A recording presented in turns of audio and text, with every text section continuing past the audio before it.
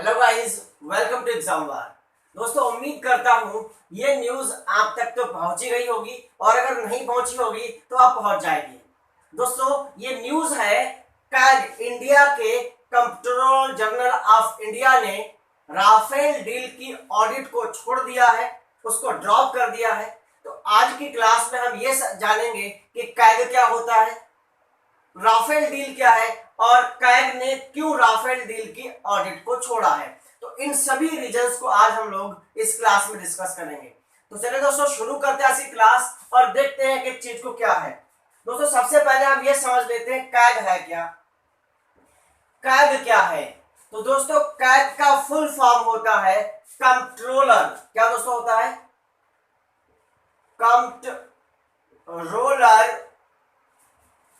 auditor and auditor, controller and auditor general of India। तो दोस्तों, ये कैग का फुल फॉर्म है। क्या फुल फॉर्म है?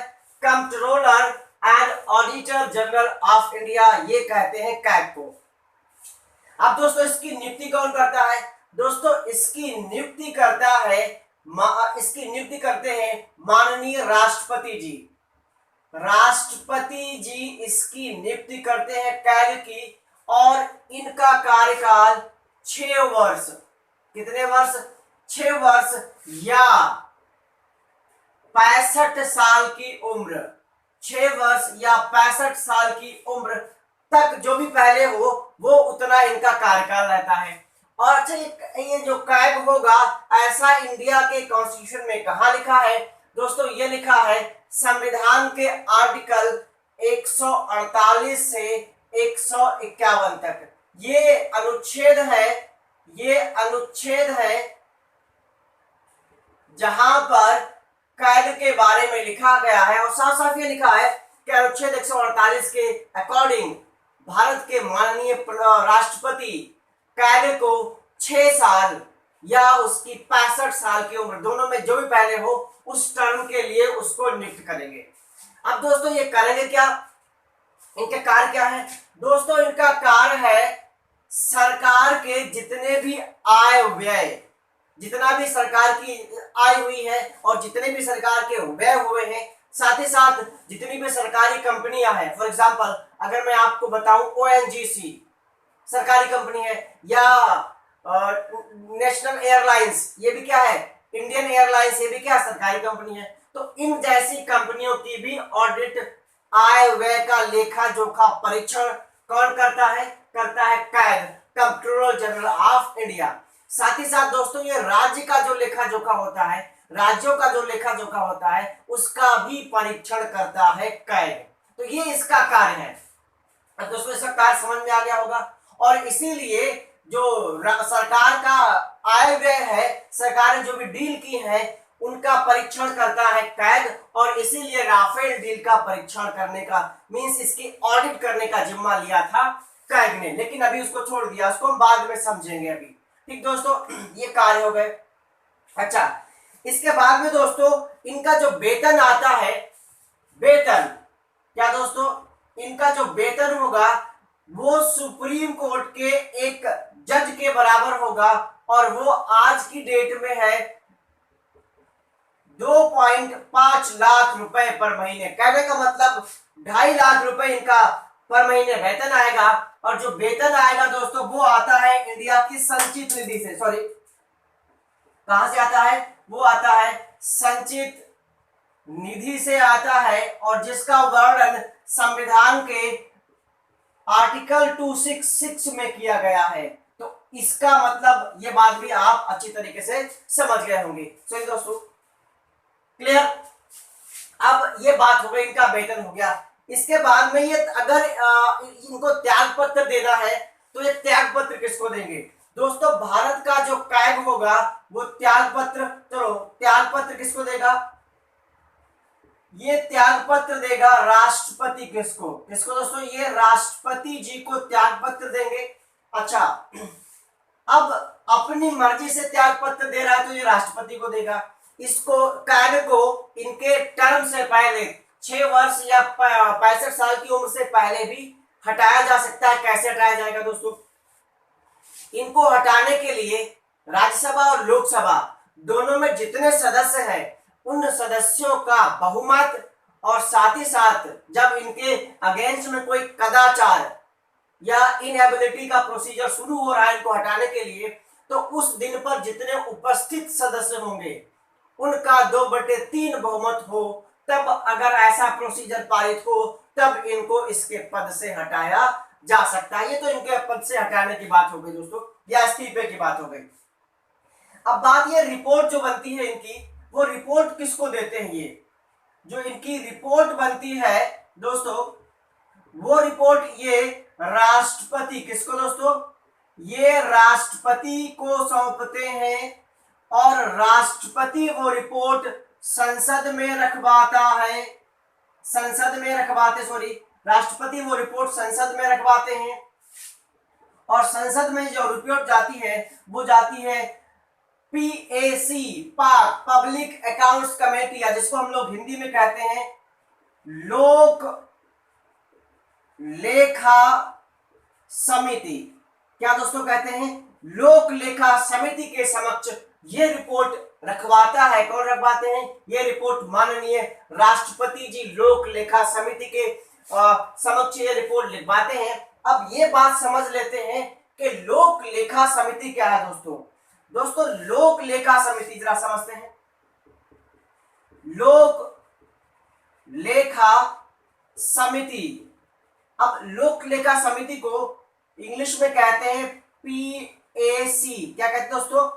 पीएसी कहते हैं, मतलब पब्लिक अकाउंट कमेटी कहते हैं। और इस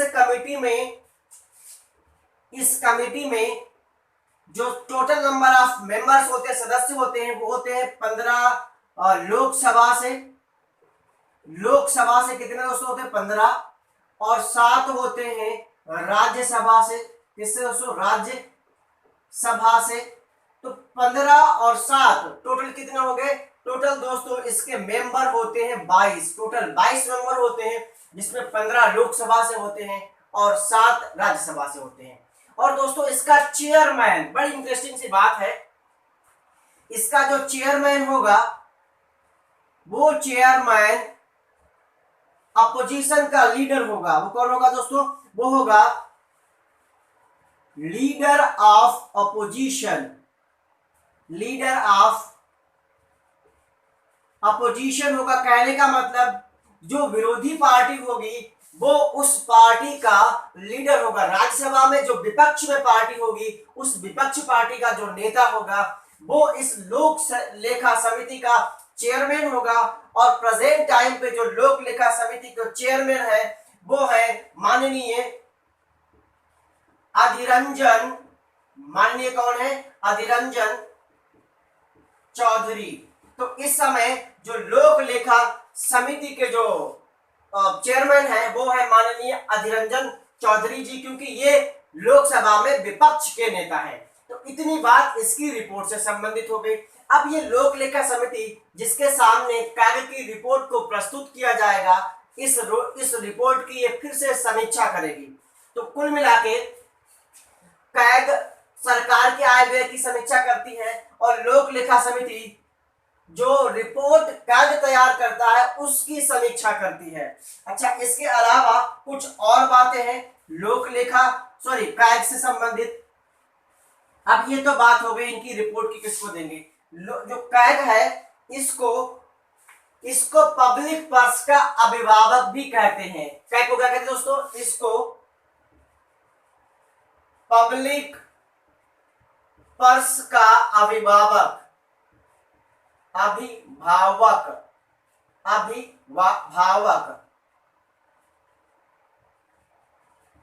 इसको पब्लिक पर्स का अभिभावक भी कहते हैं। ये बात आप ध्यान रखिएगा, क्योंकि ये जनता के पैसे का लेखा जोखा रखता है। तो उम्मीद करता हूं दोस्तों ये बात आपको समझ में आई होगी। अच्छा, अब जरा हम बात करते हैं भारत के पहले कैग कौन थे। तो दोस्तों जो भारत के पहले कैग थे, प्रथम नंबर के पहले कैग थे नरहरि दास, वी नरहरि दास। कौन दोस्त थे? वो थे वी नरहरि राव, सॉरी दास नहीं, वी नरहरि राव थे। ये भारत के पहले कैग थे। और वर्तमान में कौन है दोस्तों? वर्तमान में है डॉक्टर गिरीश चंद्र मुर्मू। डॉक्टर गिरीश चंद्र मुर्मू, गिरीश चंद्र मुर्मू, गिरीश चंद्र मुर्मू वर्तमान में कैग है। और गिरीश चंद्र मुर्मू कुछ समय पहले मींस 8 अगस्त को ही ये कैग बने हैं। इससे पहले ये जम्मू एंड कश्मीर के लेफ्टिनेंट गवर्नर हुआ करते थे। तो दोस्तों इतनी बात हमने कैग के बारे में जानी। अब ये राफेल डील क्या है, इस बात को जरा समझ लेते हैं। दोस्तों राफेल डील इंडिया ने राफेल विमानों को, कौन से दोस्तों? राफेल विमानों को लेने के लिए फ्रांस के साथ डील की थी। तो दोस्तों बात है 2016 की। 2016 में भारतीय सरकार ने 36 विमान, कितने दोस्तों? 36 एयरक्राफ्ट या 36 विमान, सॉरी फाइटर जेट या 36 एयरक्राफ्ट की डील की थी। किससे? वो डील की थी फ्रांस की एक कंपनी है डसाल्ट। कौन सी दोस्तों? ये कंपनी है डसाल्ट एविएशन। कौन सी दोस्तों? डसाल्ट एविएशन कंपनी है। इसके साथ में इंडिया ने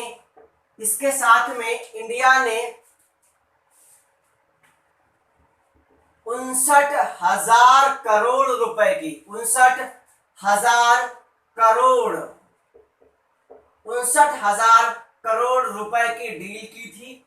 और इस डील में जो इनका बिजनेस पार्टनर था या जो इस डील का जो पार्टनर था वो था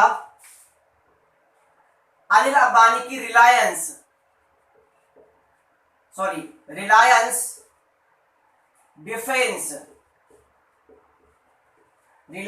डिफेंस इस डील में इनकी बिजनेस पार्टनर थी, मैन्युफैक्चरिंग पार्टनर थी। और जो बिलोंग करती है अनिल अंबानी से। किसको दोस्तों?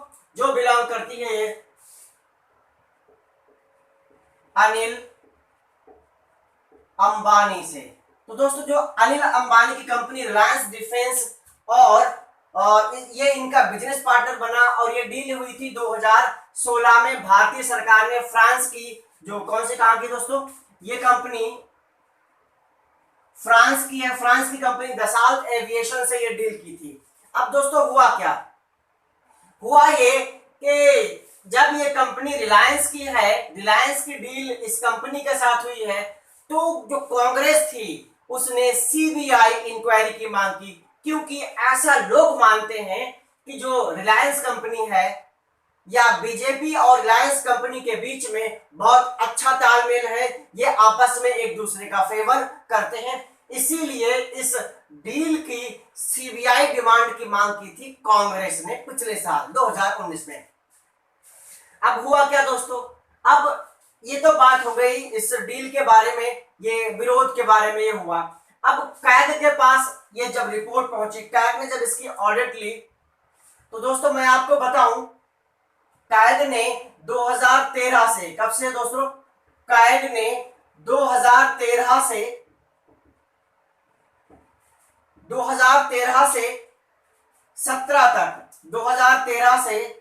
2017 तक इस ड्यूरेशन में